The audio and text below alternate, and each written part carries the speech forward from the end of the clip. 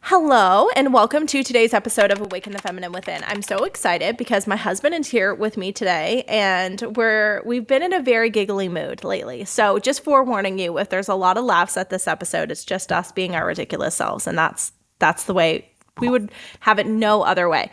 So the reason why I wanted to bring my husband on today's podcast episode is because I really wanted to show you guys that feminine energy is so transformational in all the different aspects of your life, including marriage. And it has really been, to say that our marriage has done a 180 over the last 2 years is an understatement, to say the least. And so I'm going to introduce you to my husband and tell you a little bit about our background and our story. We met online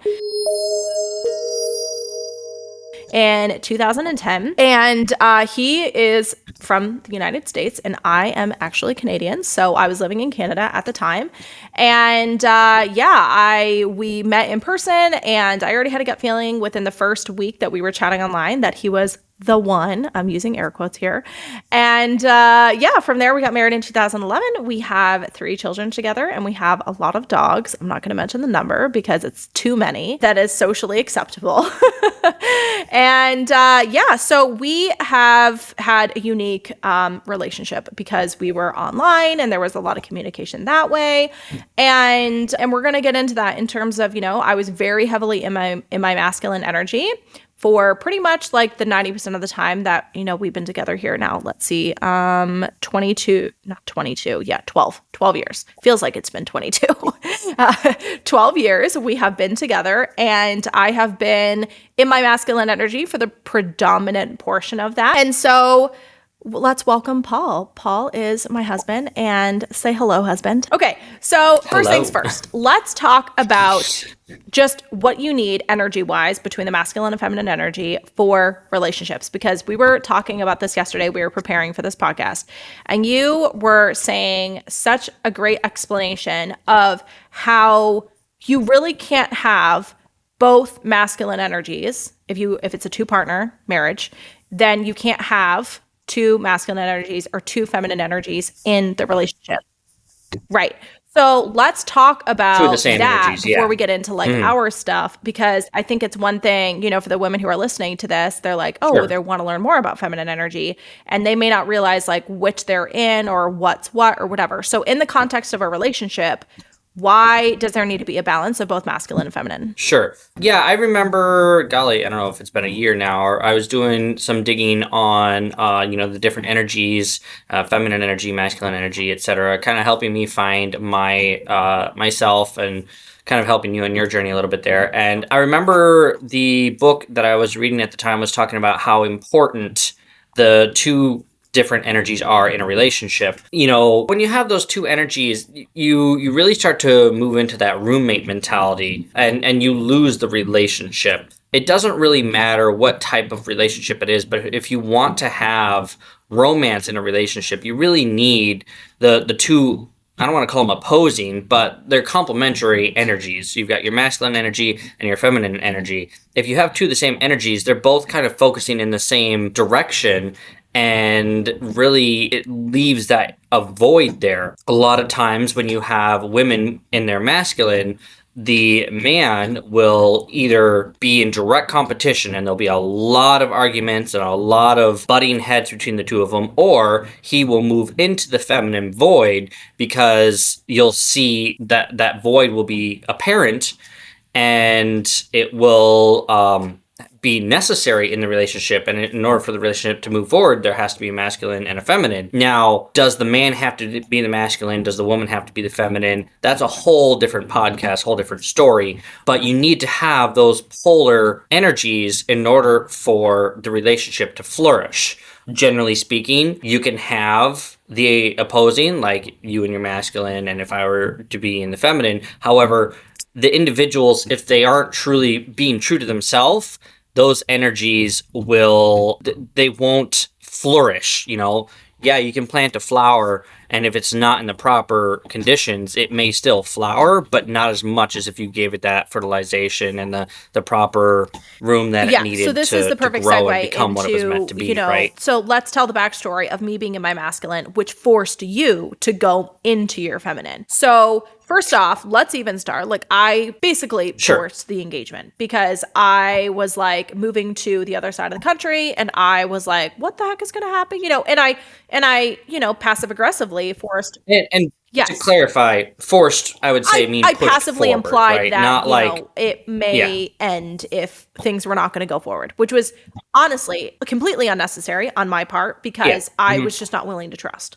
I was not willing to trust that you could pursue me, right? And Hmm. also knowing that I was in my masculine, right? So for those that are listening, and hopefully you've listened to episode 2, which is what is feminine energy, but masculine energy is, just for a quick summary, is going and doing and trying to control the situation and just trying to push very much like your own, like what you want to happen. And feminine energy is very much the opposite. It is letting go, going with the flow, trusting, that whatever you need is going to come to you, and trusting other people, etc. So by me getting my masculine, and I mean, this affected right in the get-go, like even in the first, I mean, it affected all the years of our marriage until I switched over into my feminine. So let's talk about, more so the middle of our relationship, where I was very much, I think more so it started especially once I got to the States in 2015, and I was like, okay, I was tired of feeling like I had been out of control due to our immigration process, which we're not really going to get much into that right now. We were both feeling like, yes, I think that because really I pushed you felt into your like masculine a I lot there, though. wasn't being But yes. cared for, which is funny because I was, and you had been, financially caring for us. Well, not only that, but just you needing to take control of the Well, immigration yeah, there process were versus many just letting aspects. I it mean, happen, the fact of the matter right? is that I was not willing to trust. Point blank, that was the biggest, and I don't mean Mm. you because I was willing to trust you. I wasn't willing to trust God slash the universe slash whatever you want to call it. And so that was really what pushed me into my masculine, even more so than I already was. I was already in my masculine, and I was leaned more heavily that way because I was like, you know what? I really want more money and I want all these things. And instead of just coming to you and having it be like, okay, this is how I'm feeling. How do you think we should move forward? Knowing what we are good at and what we want to do with our marriage. It wasn't like a joint conversation. It was just me being like, well, I'm done. So I'm just going to take everything in control and I'm going to make it my own. And therefore, I will do whatever I need to do in order to get there. Now, and this is where I feel like the switch really started to happen, where I started really pushing you more so into your feminine because you were someone who was like, well, I want to make you happy, right? Yeah, if I may, there were a few points there that I was thinking because yeah, I didn't move into the feminine right away. Like generally speaking, I'd say I had a decent amount of masculine energy with a little bit of feminine energy I in was just there, going to just say, from my upbringing and everyone needs to everything, have both. It's just the which isn't a balance of bad thing. both. You'll have a lot of people who have both energies. Exactly. That being said, and I think that's where a lot of our I don't want to say conflict, but a lot of our butting heads happened early in the wedding, even wedding planning, etc. Right, and even some of our long distance relationship. If looking back, you can kind of see some of those points where that trusting wasn't there, that just needing to be connected closely when we were long distance, and I mean, we don't need to get into that right now, but I think looking back, you can see a lot of that energy, and we butt heads. But me being more of the pacifist, if you will, and wanting to really make the relationship flourish, I very slowly would move into the feminine. However, being isolated from you a lot during our long distance relationship and also during the immigration process, there was a lot of conflict going in on my side where I'd be like into my masculine energy when I was in the workforce with, coworkers, etc. But then whenever Yeah. we would start Yep. working, those two energies butt head a lot, right? So then years later, you finally get through the immigration process. Now we're together, families together again. Chaos ensues, right? Our energies just aren't mashing. The relationship really just feels fragile, right? And to the point that you're, what's the word? Like you just almost were dead inside, right? And I was almost dead inside so many times. We do so much, and sometimes we have some good Yep. days, but man, we butt heads a lot, right? And so I constantly was trying to, figure out what was I not doing, right? Because I'm sitting here, I'm looking at this relationship, looking at this marriage, I'm like, what's going on? What's going on? How am I failing this? What do I need to do? And so without even knowing it, I was really moving into that void that was there in the relationship, which wasn't natural for me, right? Just like it wasn't natural for you to be where you were. And while moving into that solved some problems, it created other problems, right? Because that's not your natural state. To be in the masculine energy was not your natural state, and it taxed you, right? At first, things started going great, right? We started flourishing, started doing really great, but then your body's like, nope, we can't handle this. We can't maintain this. Things are going sideways real fast.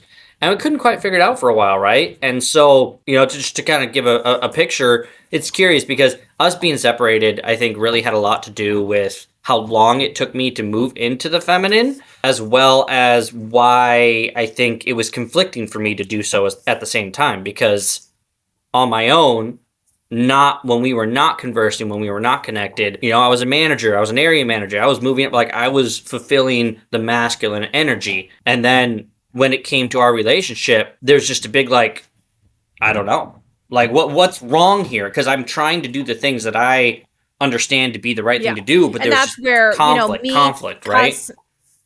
So there's definitely conflict when you have because I was two people pushing so competing for that same intensely energy. because I was trying to control, right? And you were like, well, you don't. There's no room for both. So, and I mean that affected too, like.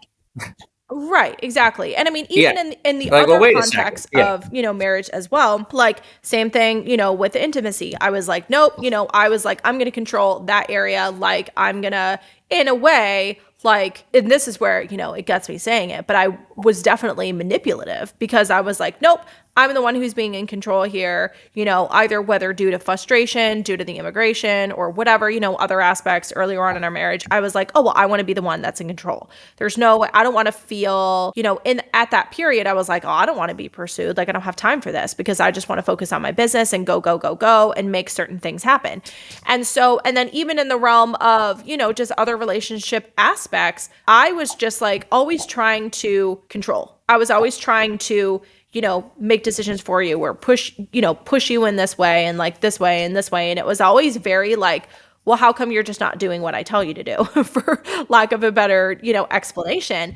And it wasn't really until, like you said, my body was like, we can't do this anymore. And then I realized I had to find another way of literally living my life in my business, which is how feminine energy came into my world. That I was like, oh, I've been, for lack of a better term, emotionally abusing you for the duration of our relationship.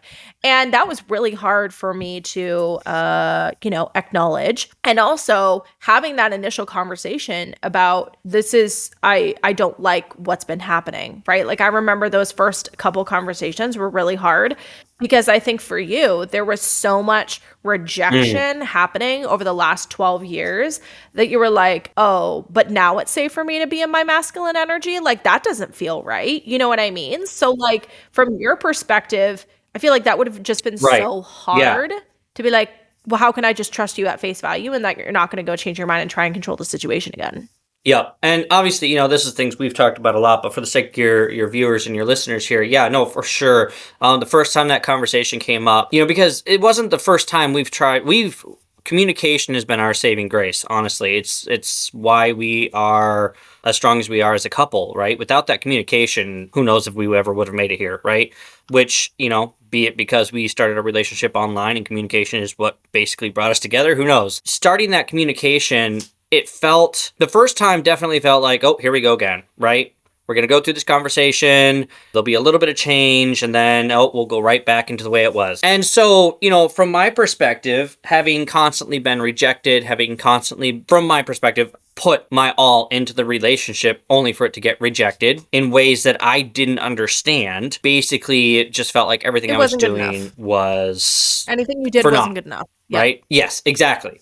So I basically took a seat, right? But it was tough because also for the kids' sake, I wanted them to have a proper view of what the parent, what the father should be and what the mother should be, right? Like I wanted them to have strong view of their parents, but also I didn't want them to think that I didn't support you. So anytime that, something would happen, I would always, just kind of take it from a gentle perspective for them and never, I never blamed anything on you or anything like that. So like there was a lot of conflict as far as like how to handle with the kids and then also what was going on between us because frankly, I was very confused and I had no clue what was going on. So when that first conversation happened, it sounded great, right?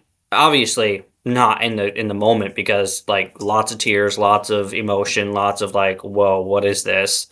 Because literally I've been trying this entire time and then like now you're like, wait, what? You want me to do Right. that? But that's what always got me in trouble. So there's just like, okay, sure, we'll try, right? But I expect this to go right back the way it did. And that prompted more conversations, right? Because it wasn't easy for me to move in because I don't want to say the trust wasn't there because again, we've had this communication. I think it was more or less that, oh, this is a phase, right? This is a phase because when you're in your masculine, you were going through, I don't want to say a lot of phases, but kind of. Yeah. Because you were trying to find yourself and you were lost in that masculine. So, we'd try all sorts of things, but to me, it felt like a phase, and that's for lack of a better term right now. And so that first conversation definitely felt like a phase. And then the second conversation, like, okay, this is starting to get serious. And then I think that it was the third conversation that we sat down. We're like, no, this isn't a phase. Like, we need to do this for us, for our children, and for our relationship. And it's just like, this needs to happen. And I think that third one is when we really just, hunkered down and I started talking about why I was struggling. Because the first two conversations I was listening more. And the third conversation is when I think I came out and she was like, okay, I've thought about this a lot. Here's why I am struggling to move into this masculine role. And then we talked about the damages that had taken place while you were in the masculine role. And, as much as I want to just flip a switch, it's not that easy to do, right? It's not just a simple flip of the switch. Yeah. So, Kind of goes into what I think for me, what really prompted it is I was tired of being in control. I was tired and my body was tired of trying to control everything. And to be quite frank, I was also tired of like rejecting you all the time too. And honestly, most of that rejection was like sexual because I was just like, oh, no, that's something I can withhold. And for lack of a better term, like use as punishment, even though I don't think I was consciously aware that that's what I was doing. But it definitely felt like looking back at it now, I'm like, oh yeah, I definitely was like, oh, if things are going to be, the marriage is going to be on my terms, not on our terms, like that openness to just because, again, I was in my masculine, I didn't want to be open. I was like, no, I don't want to be a part of that. And so ultimately I just grew tired and I was like, you know what, it would just be nice because that's the thing is that a woman being in her masculine, it is not sustainable for her. It's just not possible for her to be like, oh, I'm going to be in this for, my entire life. And if anything, it's almost like it's a security, safety mechanism because there's vulnerability and there's risk involved with trying to be open and trying to trust other, whether it's God, the universe, or just trusting your partner and your relationship to flourish and become something else. So ultimately, I just noticed that I was craving you to pursue me. But how could you do that when you have just been rejected like nonstop over, and whether that be, and it doesn't have to be in a sexual context, but like even just like, right. Yeah, it's sometimes just crossing in the hallway and it's just like, oh, hi, I Right, want to give you exactly. attention. And And it's just like, no, so, I don't have time for you whether type it's thing. like even like carrying my bag and doing basic things like chivalrous things, it was just like, your desire to do those things just, waned over the course of our relationship because you were like, well, she doesn't want that. She doesn't want to be cared for lack of a better term. And then when for me, I Yeah. realized that I needed that for honestly, I genuinely, it went from like, hold on a minute, like I need this in our relationship because I don't have the capacity anymore to be in my masculine any longer. It's not healthy for me. It's not healthy for us. And I had this desire to be pursued and to be cared for and to be like taken care of. And for you, it was, just like you were saying a little bit ago, like how is this not a phase, right? So then it was really hard because even for us, having really difficult, hard conversations is not easy. And it's not easy for any couple. And I think that nobody talks about that. I mean, how many times I'm laughing now, but we were definitely No. not laughing. Like, I mean, how many times have we even like, I mean, it wasn't even until a little bit ago that we were like, okay, well, you don't prefer a specific communication method. So then we have to, try this other communication method. And I mean, that was a whole conversation, right? And we had to like go through the trial and error period to really figure out like, Mm. even though, we've communicated so much over the course of the 12 years, we still had to figure out like what really works for us and what is going to aid the conversing even more, right? Like what's going to aid the communication even further, what style. But Right. so many tears on both of our parts, and feeling like, because it's just so awkward when you get into I this think it's an phase of like, understatement. someone's obviously been hurt, and then, my traditional reaction, which is like, oh, I'm just going to be quiet and get passive aggressive. And for my husband, like that's like immediate rejection, right? Like for you, that's immediate rejection. So like, how do I continuously tweak my own behavior and performance in the marriage and my own like knee-jerk reaction responses to things and go straight to communication instead, right? Because that's the thing, is that like, because you have so much, for lack of a better term, PTSD from my rejection, because I mean, it really affected you that way. Like it really, really hurt you. And I mean, I honestly was not aware of the depth of the hurt until we started all these conversations about the changes that I wanted to make for the marriage.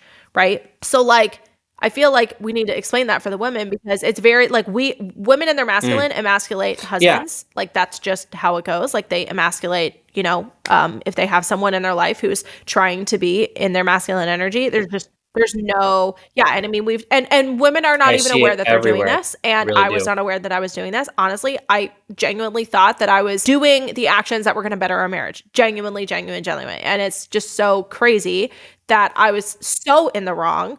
But like, I want you to talk Sure. about your perspective of like, for lack of a better term, like the damage that was done, because I just don't think women are aware of that. Something like silence, or something like, even because I mean, I can cut with my words, which you're very aware of, but like how much that can affect like to your soul level, you know what I mean? Like, I just don't think that women are hearing it enough from a man's perspective, that something so simple as like, Mm. oh, well, I'm just not in the mood. So therefore, whatever, you know what I'm saying? Like, or, oh, I'm fully capable. I always take care of Mhm. the kitchen. Well, and it's different, and it's different to be like, oh yeah, I'm not in the mood once or Right. twice, right? Like that's not quite what we're talking about here. We're talking about like over the course of our relationship, just a consistent rejection throughout, right? And I think it's fair to say that even today, we're still discovering some of, and I hate to use the word, but damages from just that whole episode in our life, right?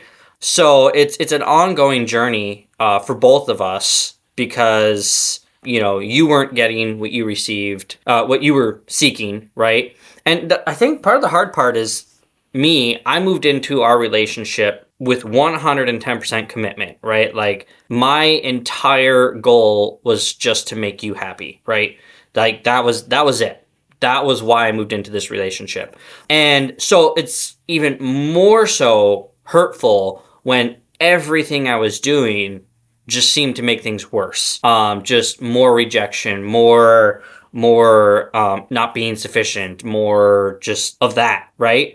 And in the early stages, there was a lot of, oh, this is my love language and you're not meeting it, and oh no, now this is my love language and you're not meeting it. And so there was, and I was constantly trying to pivot with you as you were trying to find out what was going on.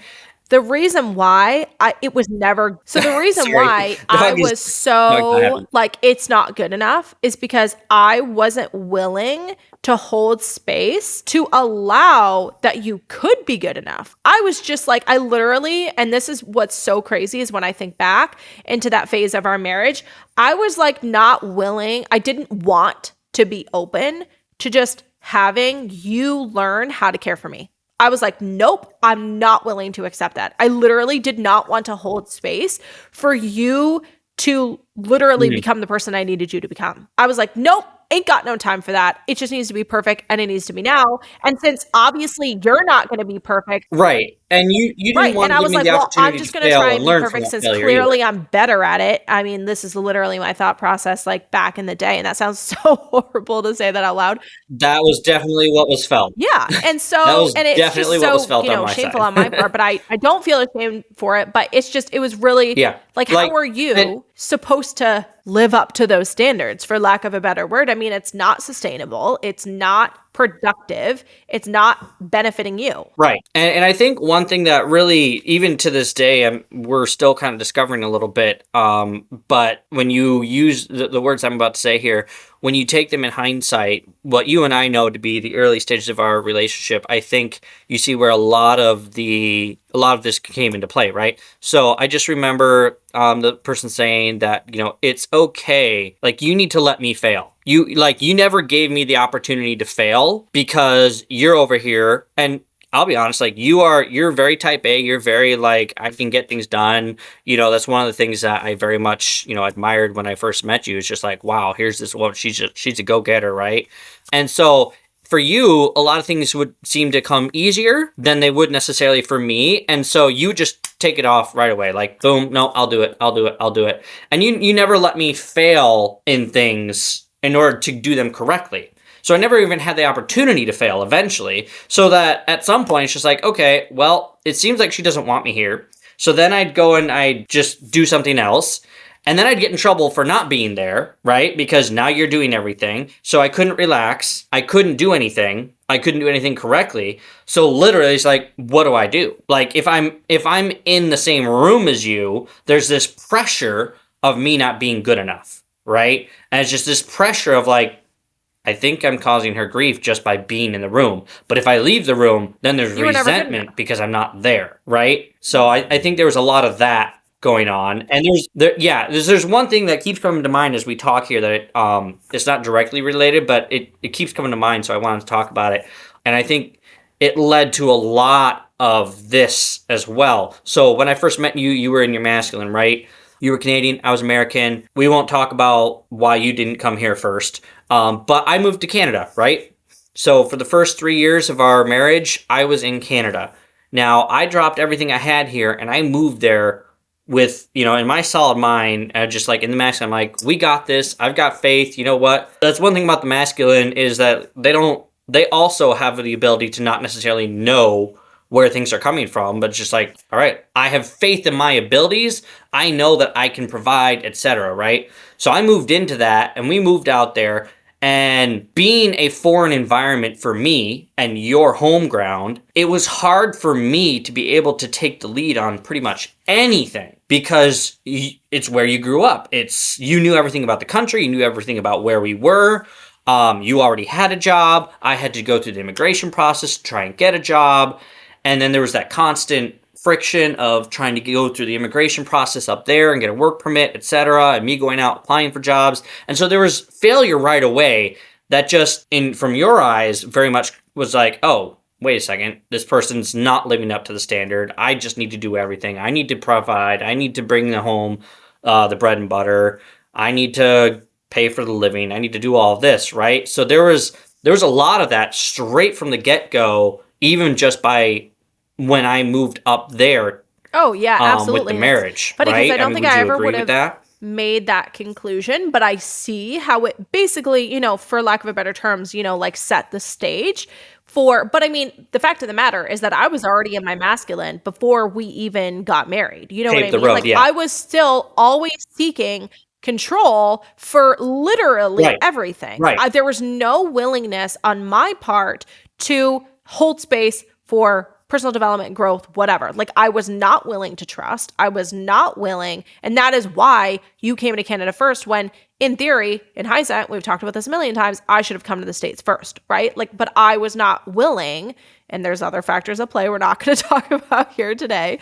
But like, there's not willingness. Yes. Right. So we've already That's established a whole here, 3 more podcasts. the damages, basically, of what happens when a woman is in her masculine and she emasculates her husband. And essentially, from your perspective, like how, like you said, we're still discovering the damage that happened more especially for you, that just how horrible it was having to feel suffocated by a wife who's just trying to be in control when clearly you can never be good enough. So why should you even try? Right? Like that's essentially where we were at when I brought the conversation to you about, oh, so I want you to pursue me. And all of a sudden it's a very stark contrast, a very, very stark contrast. But what I want to talk about now is how our marriage has transformed with me being in my feminine and how you have handled stepping more into your masculine since Mhm. this has happened. Because I mean, it's been like what, like year and a half, year-ish, like, time frame that we're talking about here. And so what are the biggest changes that you've seen in our marriage since I have, Mhm. been in my feminine, and what does it look like from your perspective? I mean, other than just generally both of us being 100 times happier, the kids have definitely felt it. There's no question about that. But I mean, in full transparency, it's not a flip of the switch. It's not a fast transformation. Yeah, it's been about a year and a half, but I mean, every day we're working towards this because we both want this, right? And there was, man, I can't stress it enough how it's a slow process to recover from that transformation, at least for me. At least for me. So, and we observe so many couples as well, as we talk to people, et cetera, where like you can see the similar damages where, the husband just feels insignificant, like nothing he does matters anymore. It's just constant failure, right? But that aside, right? So moving into the feminine, how has it transformed our relationship in every single way? Every single way. There isn't anything that hasn't been touched by us reversing these roles, and you moving into your feminine and me finding my way back into the masculine, right? The kids have felt it, the effect tremendously. There's a lot less arguing, a lot less yelling, more trust in each other. And that's coming from where, we trusted each other a lot before too. Gosh, how can you Yeah, okay. really So say what's I'm changed thinking when of like everything's let's really changed? get Like, dig into examples. Like um, I feel like before, number one, I've actually been playing games with family. I feel like that is a big thing because before I was like if I didn't do it, I was like nope, I'm so games is one. yeah, you've been making space for the family. You've been making space for me, for the kids. Like before, when you were in your masculine, you'd come home and it was just work, work, work, work, work, work, work. Like you never, if you weren't working, you were upset. Yeah. That's what it looked like from our perspective. Like you had no downtime. And versus now, moving into your feminine, it's like you've got time for Renee, you've got time for Richard and Aaron. Like you make time for the kids, you make time for the dogs. Like, and for me, it's like we actually have a family life now, right? Like we play games together, we watch things together. You and I, we have a lot more not serious conversations that are resulting in tears, but just like general laughter. There's a lot more laughter in the house and joy, right? During tasks like cooking, things like that. You're a lot more cheerful and we can have fun and we can play together and, like have, like, I mean, I was rolling over on the floor laughing the other day while we were doing things because it was Yeah. just so much No. fun, right? So, we don't need to go into that too much, but but that's exactly it. It's just it re-sparked the relationship and the it brings romance back into the marriage, frankly, because you have these energies that are meant to complement each other. And that's exactly what ends up happening is they end up just thriving. Both thrive. It's again, to use the flower analogy, like you're giving both individuals what they need to just become happy. And I mean, I've heard one person say the best form of happiness is laughter, right? Like it just consumes you to just be in such a peaceful and a lot less stressful place. Because I mean, that's the other thing, right? And that's part of what was causing, your body was Right. rejecting the amount of stress that you went through. The feminine energy just doesn't deal with stress the same way. And I know you'll have plenty of women talking about the stress of taking care of the kids and the clothing and the laundry and the dish and all. They're like, okay, no, no, no, no. I mean, that's a stay-at-home mom for one, but like that's not what we're talking about here. We're talking about a different type of stress. We're talking about the Needing stress to be in control. of I mean, gosh, how do I needing even it's the describe this stress of here? just having to feel Help like me you out have on the this, because responsibility like of the world on your shoulders because yeah, only you, quote literally, unquote, is good enough to do it. So therefore you need to, and I mean, even with regards to like yeah, the mental load of doing stuff at home, like you were just and saying, like, I mean, here's the thing is like, even when you were working full time and I was doing everything and yeah, plus the business, I never even thought to have a conversation with you that maybe I was feeling overwhelmed and we could see what it was like and like maybe do things a little bit differently. I had no clue that that could even be a conversation because I was not open to being open. So therefore, how could I even consider having a different perspective in terms of how we could communicate? Because I was so used to like, oh, well, you're not going to be open to doing this because you're busy. You know, like I had all these preconceived ideas in my mind of how couples, you know, and a lot mm, of societal mm, beliefs come into play in this because I was like, well, I know that you were already great and you were already, trying your best, but I was not willing to be open that things could be different based on what I wanted for our marriage because I was just not used to being open. So it's really, I mean, honestly, I think the biggest difference mm-hmm. in what feminine energy has made for our marriage is that I've actually been able to be like, so this is what I think our marriage should look like. And you're like, oh, okay. I mean, we never had conversations like that before. Never, never. No, it was always Right. like, And well, so it here's where was I see you negative. failing, Yeah, it was negative all the time. basically, And it was never is what like, those oh, what do conversations we felt like envision for before. ourselves? Like, what do we want for our relationship? What Yes. do we want for our sex Whereas, life? Like, what yeah. do we want for our emotional life to look like? And it's just insane to think that in the 12 years, we never even thought that we would have a Hmm. conversation about what our goals were for our marriage. Yeah. And I think the other thing that, comes to mind as I think through all the conversations we've had and everything, moving into this is when you've moved into your feminine like this, one thing, and call it cliche, call it old fashioned, call it whatever you want, but think about how you heard all those stories about wanting that knight in your shining armor, right? Like when you move into your feminine, you give your husband the opportunity to be your hero. And let me tell you what, that will just light his day up. The masculine wants to be the hero. It wants to be the saving grace. It wants to be that person who basically lights your day up, right? And when you have the wife in the masculine and the husband is just constantly failing all the time, it feels like he could go out and slay a dragon and it wouldn't be big enough. It wouldn't be good enough. Versus when you're in that feminine, like he could go out and take a mouse out of the Yeah. house and you just save the day, right? Like it's so hard to encapture the energy shift that happens when both people are in their proper energies, because like it's fireworks, man. It's amazing, right? To have that opportunity to really just make the other person so happy and so fantastic, right? Because the energies, they complement each other. They're drawn to each other and Yeah. So by me they being in my raise each feminine, other really, I up, think the biggest, essentially. well, there's so many big things. It's not like the biggest, but to me, it feels like that because all of them are such big key elements that have such a game changing effect, right? Because for me to just be open, because I remember distinctly when I decided that I was not going to reject you any further on any level, right? Whether it was just physical, sexual, or just, like encouragement, whatever, that I was just no longer going to do that.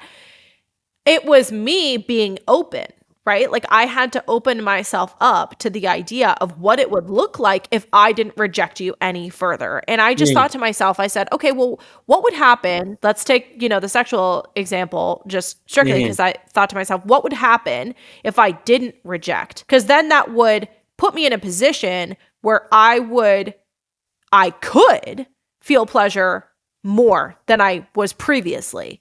And for me, then I had to think, well, is that something that I want? Who wouldn't want to feel that? mm, Right? And then there's, you go on TikTok and you'll see video upon video of women just being like, "Oh, well, my husband wants it all the time and it's so annoying."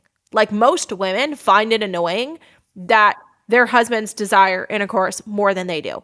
mm, And then you start wondering why is that? How come women don't have the mhm, desire to feel pleasure in that format, right? Like Again, there's a lot to this that is going to have to be a whole other episode because, the sexual energy of masculine and feminine energy is a whole thing, a whole thing.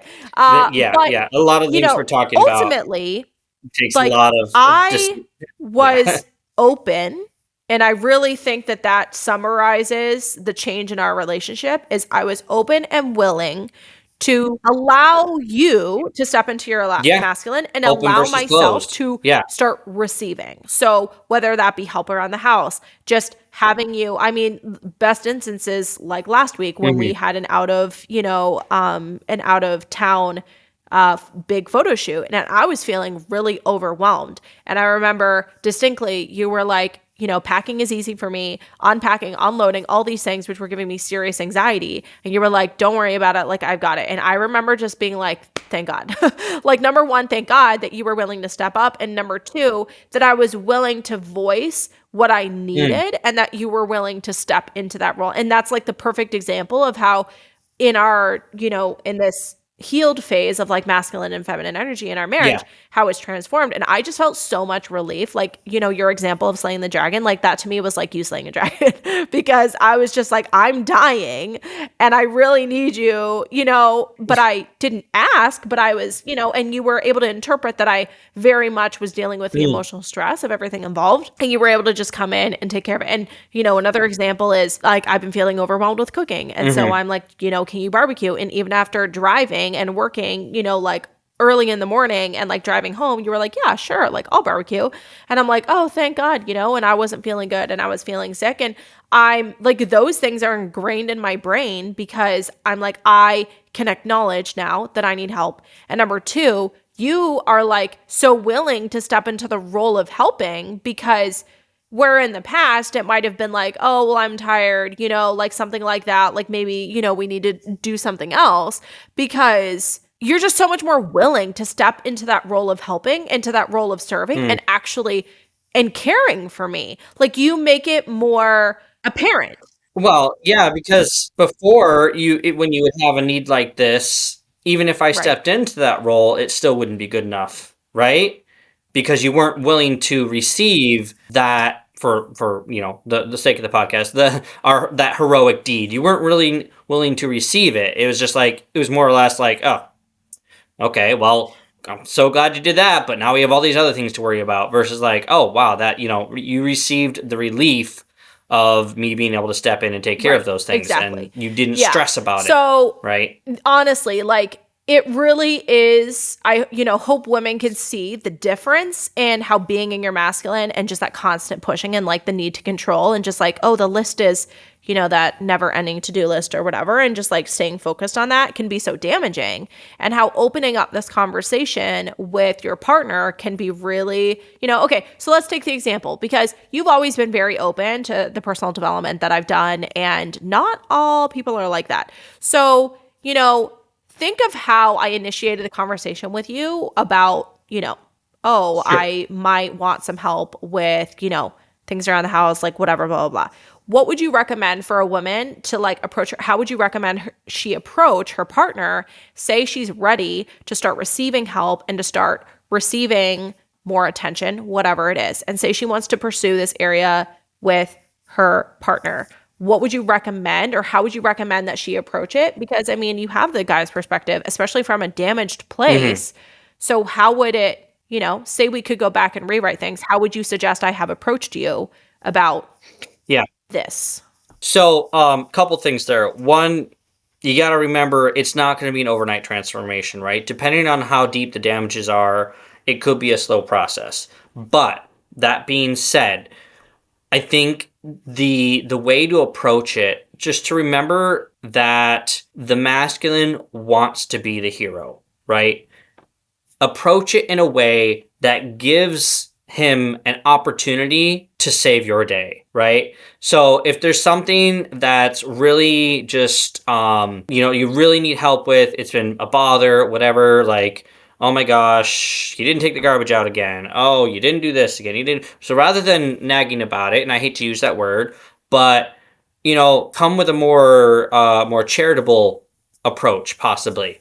And I know there's a lot of fatigue and everything through the day, but just like it could be very helpful. It would really help me out so much, or words like that, where it shows how much you would appreciate it if he could do that. And I can almost guarantee you it's going to get done right away, right? Like, you give the man, the masculine, the opportunity to save your day and show them how much it's going to mean to you, how much it's really going to help you, and they'll jump right on it. They want to save your day. They want that's, I mean, again, I hate to use the classic cliche, whatever, opening the doors and all that stuff, but like the masculine, it's embedded in the masculine to be the hero, to be the person who like lights your day, to make your life easier. Yeah, sure, I'll grab all the bags from the grocery, if that's what brings a smile to your face, or makes you laugh or whatever. Why do you think so often guys are trying to get the girls to laugh, right? They love the smile. They love seeing the beam coming from the face. Like, it's what they want, right? Like, so many times guys will make a complete and utter fool out of themselves just to make the woman laugh, Yeah, or and just then get a small sometimes, smile. if a woman's in her Right. masculine, she sees it as completely stupid. I think that kind But of that's covers a because little bit. she's not willing to be open to play. She's like, oh, well, Childish. that's silly. That's like boy behavior. While on the other Mm-hmm. side, a healed feminine is going to be like, oh, that's actually really funny, but I just Yeah. didn't want to see it as funny because I saw that as below myself, right? Like, again, that not good enough kind of Mm-hmm. like behavior of. So it's really interesting because when we talk Right. about, I feel like I have to define that a woman in her masculine is not like, I'm not talking about a healed masculine. I'm talking about like, this is all wounded masculine. Like, this is all like, and I should have clarified that in the beginning, like this, me, where I was previously in our marriage was coming from a wounded masculine Yes. place because I did not trust, right? Like, I had an inability to trust and I had an inability to let go. And I mean, like, a healed masculine is a very, very different, like, yes, there is always going to want to be that desire to, fix and solve. And they are very good at going and doing, but there's that need to control isn't there. That, like, in a healed masculine, the need to control is not there. The need to constantly belittle and undermine, that's coming from a wounded masculine place. Like, a healed masculine. Yes. There are lots of men Yes, and who that's are where you in see, the their emotional damaged abuse and the masculine. Yes. control and the frustration and Wounded, the, I think is the word you the used. unwillingness to meet their wives, and to help them out. And so that's where, say you are in a partnership where, you want to be more in your feminine, but your husband you think might not be open to, this conversation or whatever. There's tons of ways that you can help and aid him to still act in his healed masculine. And your example is a great one of that, like women asking for help, because men in their innate nature and their masculinity want to help. Like, if they love you, they want to help you. Now, if they, that's a whole conversation for another day. But like, if there is no willingness on their end and say they're over the relationship and there's no love, then that's probably going to be a different scenario. But we're not really talking about that today. We're talking about, say you're in a healthy relationship and, that other person loves you, asking them Yeah. for help is going to be, but you also have to Well, be open to receiving the yeah. help. Because if you struggle asking for help, then this is going to be really hard. If you want to see that side of your partner where they're like stepping up for you and, they're coming and opening the car door for you and they're like, yeah, I'll go down and like do the laundry, like no problem.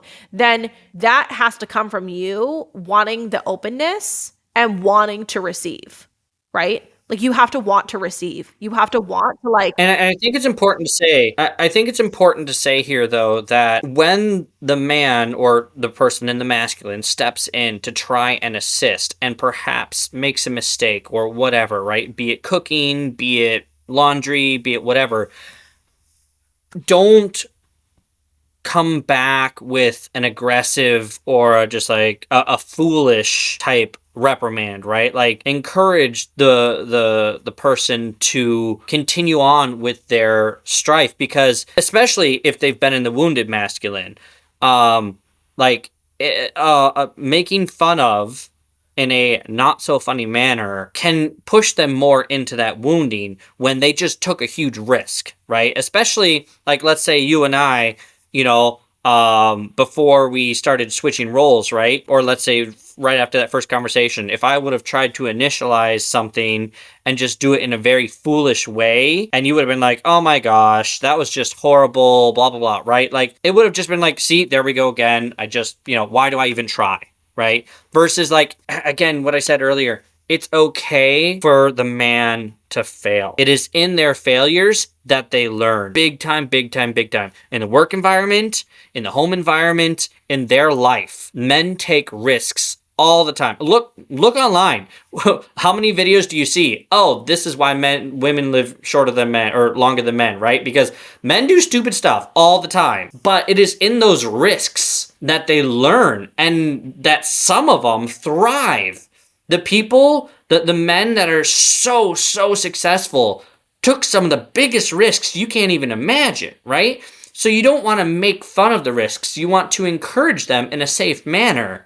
And even if that comes down to something as small as doing laundry, if the man's never done laundry before, don't make fun of the fact that he doesn't know how to turn the washing machine on, or he doesn't know to separate the whites and the whatever, right? Like, help them in their risk, help them feel more secure, and encourage them to take more of those risks, because that will move them even more so into their healthy masculine and into their willingness to step up and be the provider and be the person who literally will put their life on the line. And I feel like family. that, see, this act of sense. A woman is like, this is nurturing. And this is what's very hard for women who are wanting to be more in their healed feminine, but have been in their wounded masculine, because they're like, well, you just have to automatically be good at this, right? But like, you would never do that to your kids. You would never be like, oh, well, you have to automatically be good at cleaning, or you have to automatically be good at folding. Like, you would never belittle their effort. And this is like, this plays into how you raise your children. Because if you are coming from a wounded masculine place, you will definitely belittle more your children as you do your husband. And then it's going to play into, okay, well, then are your sons going to grow into, well, I don't even know how to try anymore because I just, I'm just going to get in trouble for it, right? And that, again, there is a domino effect here. So by a woman, exactly, it discourages for risk-taking. Encouraging your partner to be more in their masculine forces you to be more in your feminine, because then you have to be patient. You have to be willing to see and accept failure, right? But not see it as something that's negative, but to see it as something positive. And then also to nurture and to encourage, because those are all traits of feminine energy that are really amazing, but you have to be able to do that to yourself in order to give that to someone else. So this is why this feminine energy journey, and the reason why this podcast exists, is for, you as women to be able to see how important it is to work on it, and you can see how it affects the relationship and the marriage. And that's why, sharing this perspective and Paul's perspective is so key and so essential to wanting that blossoming marriage to turn into something even better. And I mean, and Paul, of course, you can attest to this, but like everything, like you were mentioning earlier, like everything gets better. Like how we hang out is a million times better. How we hang out with the children is a million times better. Our like sex life is a million times better. Like everything is just a million times better. And we're only in the beginning phases of it too, right? So it's like, allow yourself, and this is what I have to tell women who are like, oh, it may be daunting, sure, but is it worth it? 1,000,000,000% yes. And I think even, from your perspective, Paul, it's probably, you would agree that the work and the tearful conversations that we have been worth it. Yeah, it's like, think of an overcast day where all, like every day of your life is just completely overcast, windy, rainy, whatever, and then just all of a sudden you get a cloud break, right? And you get that sunshine, you get the nice weather, and you can step outside and you can breathe that clean, crisp air, and just think of what that feels like, and imagine that to your marriage. And everything we're talking about here is just, we can unpack everything we've talked about like 100 times more. So there's so much that, we're touching on here. But I think this is just kind of like a summary thing here to just kind of give a glimpse, right, of what it could be. Because it's, when something affects every aspect of your life, it's hard to zone in on just one portion right away. Right? Absolutely. So, and that, exactly what you were saying. being patient, willing to be open to see what you want for your marriage. What do you want? Like dare to believe that your marriage can look like, whether it's, I don't want to say that, this is aspirational, but that you can actually have an idea of what you can have for your marriage. And it can be so much better and just so much more of, whether it is what you have and say you already have a good marriage and you want it to be even more. Like, that's the beautiful thing about openness that comes along with feminine energy, is that you're just, along with intuition, you can sense and feel that, your marriage can be something incredible. And that's honestly what led us to having all these conversations, is my intuition leading us and guiding us and being like, okay, well, I think this is what is the next phase for our marriage. And again, all that personal development work that I was doing. Yeah. And and to be clear, like you mentioned, we've been discussing these things, right? Excuse me. We would not have gotten to where we were if there was no communication. There has to be communication. There has to be direction.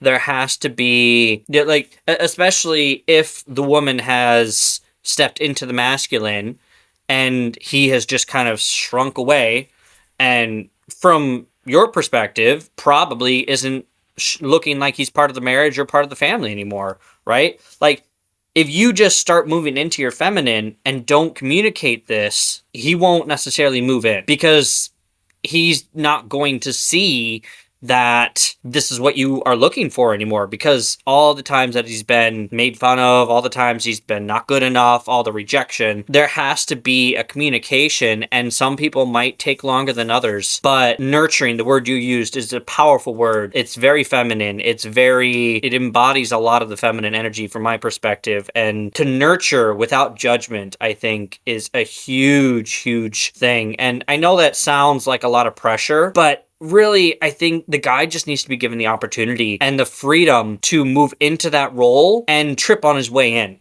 right? To realize that last time this person was in that role, if they ever were in the masculine role, they were pushed out. Yeah. So now they're going to come in timidly. But give them the opportunity, show them that it's what's desired, and that doing so, they will be your hero, essentially. I don't know how to put it another way. I feel like the hero term is just like, from the masculine perspective, it is very Yeah, absolutely. And appropriate, is the word I'm for the looking women that are listening, I think it's really key to know that, the work that you do on yourself is going to come first and foremost. Then, you can tackle all the aspects of, life, whether you have children or a partner or, your business or yourself or whatever. Like, they can, of course, be tackled all together at the same time. But that's something that I would definitely recommend doing with working with a mentor or a coach, because it can feel like you're stumbling and stumbling and stumbling and stumbling along the way without the proper guidance of like, okay, well, how do I navigate this particular situation with my husband? Or how do I navigate this particular situation with, just the desire to work less or whatever, right? Like, there's so many different aspects of it. So a lot of this, you choosing to want to either step more into the healed feminine and move away from the wounded masculine and encourage your partner to step more into their healed masculine, comes from you just trying to step away from what society wants for couples. Because the societal standard is not that a man should be in his masculine. The societal standard is that, well, if there even is one, is that men should 100% be emasculated, right? Like, and that's where this whole, oh, we don't like the patriarchy comes in, because men should not be in control. But that's not really what we're talking about here. A healed masculine is not going to try and control. That's from a wounded masculine place. Like, a healed masculine and feminine is a woman being open and being open to receiving. She still gets a say in what happens. It's not that you're losing control. It's just that the control looks different.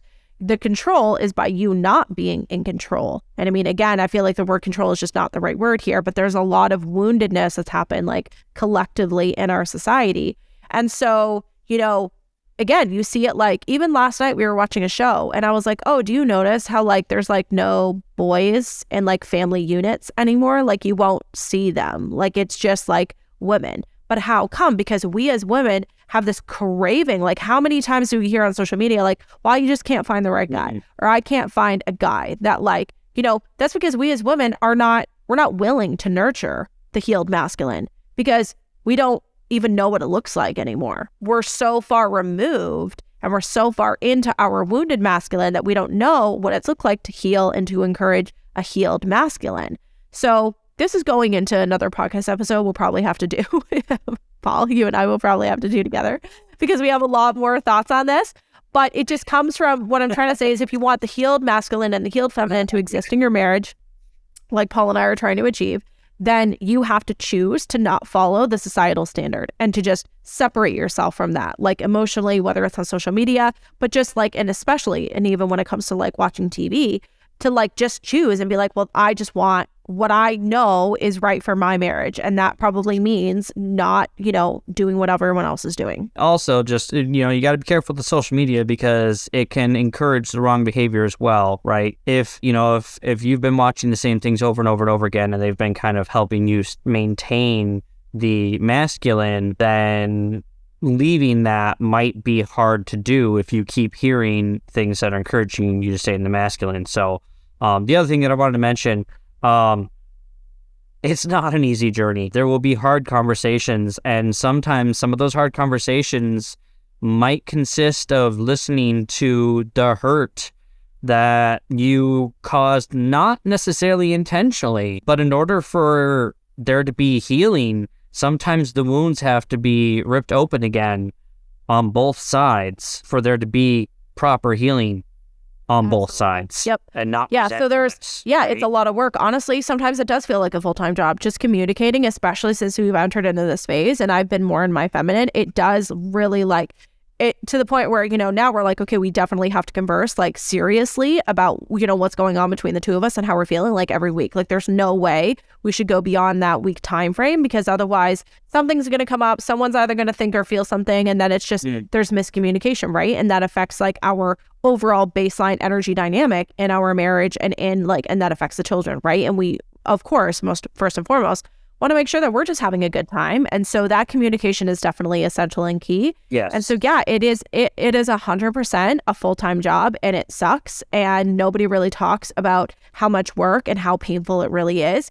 But it's not a bad thing. See, that's the thing. And that's what you will not hear on social media and other places is like, do the hard conversations and you'll be like us who are like, you were literally rolling on the floor laughing the other day because of something that happened and you were not expecting my response. And I was like, couldn't breathe because I was laughing at how much you were laughing. And I was just like, I don't remember, there have been more times that we've laughed now than we have ever had in our relationship before. And it's, it's awesome. And it's just so fun, but you don't get that funness without that hard communication. Like they go hand in hand and it's just the dynamic of having a healthy marriage. And it's perfectly fine. And it's totally acceptable. And yes, and it's so good for you. And yeah, don't let anyone avoid things like ratting on your husband and bitching and complaining to your girlfriends about your husband. Like those things should be a conversation with your husband, right? Like it's not a he said, she said scenario. Like this is not like, that's not what the dynamic should be like. And a woman in her feminine is going to want to heal that aspect with her husband instead of wanting to go and take that negative energy and put it in a situation with someone else where then it just blows into something like everyone is now just bitching and complaining about their husbands. Like avoid that. Like when I say you're making a change for a marriage, this is what that change looks like. Like you're keeping the communication that needs to happen within and between the two of you. And maybe say a mentor, but it's never going to be like, oh, I need to complain because things are bad. It's like, how can I make this better? Right? There's always that search to make things better and for you to heal the relationship. Yes. Yeah. You need to have the desire to make it better. Anyways, we're already at a good duration here. So we're going to finish the podcast. Thanks, of course, husband, for joining me today. And I'm sure you will see him on many other podcasts because we talk a lot about a lot of topics and we get into it together, and anything revolving, wounded masculinity and just emasculation in general, that's going to be a whole other, podcast episode because it's just, there's too many things to talk about. So he'll be back. And what do you have to say to people, husband, if you have any goodbyes? Yeah, no, loved the opportunity to talk about this and love the idea of coming back and doing more. Funny, I'll probably talk to you a little bit off the air, but I have some ideas that could make for some really good content down the road. But no, love the opportunity to try and help out relationships. Like I say, you and I, having done the work we've done, it's hard not to notice in other couples, and it's hard not to want to help them as well, because, you know, when you get to the point that it just transforms your entire marriage and your entire life, you want it for everybody. You really do. So it may seem far off, it may seem like a fairy tale, but if you're willing to put the work in, like I said, it's like someone's lifting the cloud off of your day, and you get that sunshine and the beautiful weather, and you just breathe it in and feel revived, right? So yeah, no, thanks so much for inviting me and for giving me this opportunity. And I hope that as, you know, we continue this journey, that we can help transform lives. So if you had a serious takeaway or you have questions about what you heard today in today's podcast episode, come and join our Facebook group, The Intuitive Women, on Facebook. And you can find it either also on our website, miriambulcher.com/awakening the feminine within. And we would love to have you. It's a sisterhood of women who are all trying to better themselves. And whether that's through feminine energy or through other ways, it's just a safe, amazing space for you to be in. And I very much, you know, this podcast episode was really kind of intense, and probably, you know, that's the thing with balancing masculine and feminine energy. There's so many layers to it. So I hope that you were open, got something amazing that you took away from this. If you are someone who's like, I really want to implement this in my life, and I really think I need help doing so, send us an inquiry, schedule a consultation with me about mentoring. I love helping women, and I coach intuitively. So what does that mean?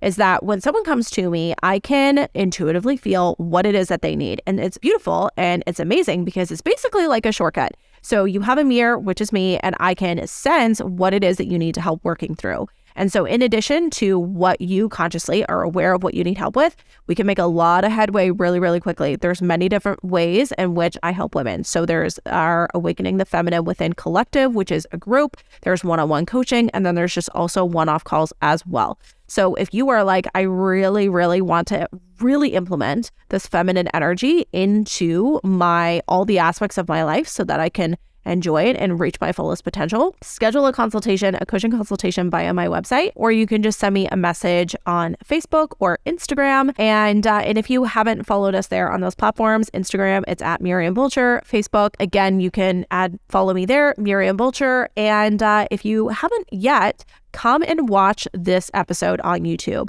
It is a very different vibe. You can kind of see reactions and all that good stuff, and it's a lot of fun. But of course, if you are listening on audio, we so appreciate you. And if you can give this podcast a rating, it means the world.